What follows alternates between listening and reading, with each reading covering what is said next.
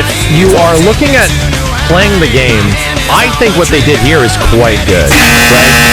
If you look at every single character's traits and stats and everything like that, you can get a pretty deep, comprehensive element for every single character. And the amount of stuff that they teach you in here is genuinely cool. The other day we were going over how blue stuff works, how your blue meter works, and how it comes back fast, and we learned that there's 3 different versions of special moves that you can do, like each individual special. And depending on what you do, if you do the move manually, you'll get a whole bunch of meter back. And the cool part is that we learned that, like I was always really curious about that, but we learned this from this game's tutorial. Like it literally taught us that this is the way this stuff works, here is what is exactly happening, here's the things you need to look out for, yada yada yada. And that's great.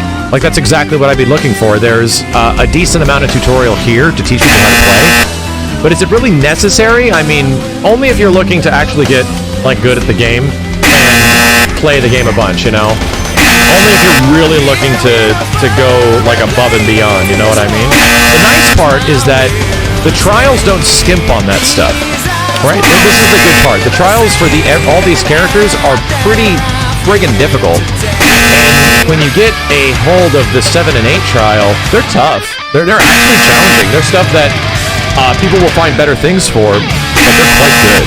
And they give you an idea of how crazy the combo system is. And then online is online. Like it is relatively unchanged from the betas. It's a bit more functional. You get matched up crazy quick in online mode, which I am very happy about. I don't spend a lot of my time online looking at menus and stuff. Most of the time I'm actually fighting people, which is great.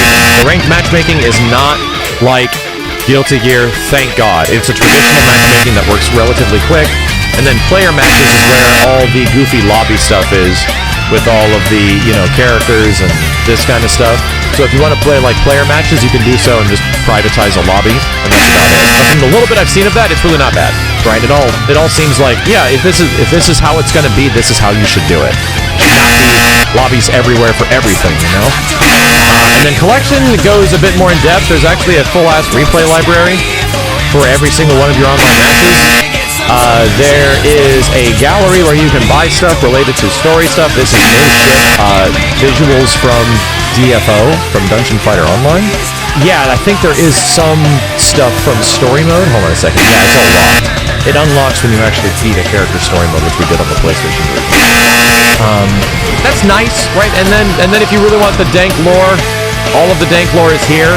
If you're really into the story of DFO, which I'm assuming you already would be, but I don't know, maybe if learning about the Gate Slayers and all this stuff would get you to go play Dungeon Fighter Online, I doubt it, right? I doubt it. But still, it's good. Now the gameplay, right? Game's fun, right? And I think that's all I want in a fighting game. I feel that I am not the one that's going to tell you which game is going to last, which game is going to have the biggest prize pools, and I feel that the people that are asking you about, like, oh man, like, is this game going to be taken seriously? Is this going to be the game that'll have a bunch of players and stuff like that? I find those questions really fun. If you play the game and it's fun and you got enough time out of it, you'll always find a community for fighting games. That's the point of the fighting game community.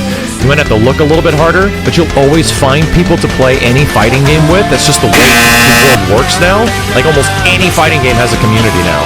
So, to me it's like a little weird when people are like, is this game gonna last? Is it, you know, all that stuff is weird to me, where it's like, man, you're like hoping that the pot gets bigger, or like you're hoping the prize pools get bigger for tournaments, and that effectively is going to maybe have an impact on like 20 people maximum.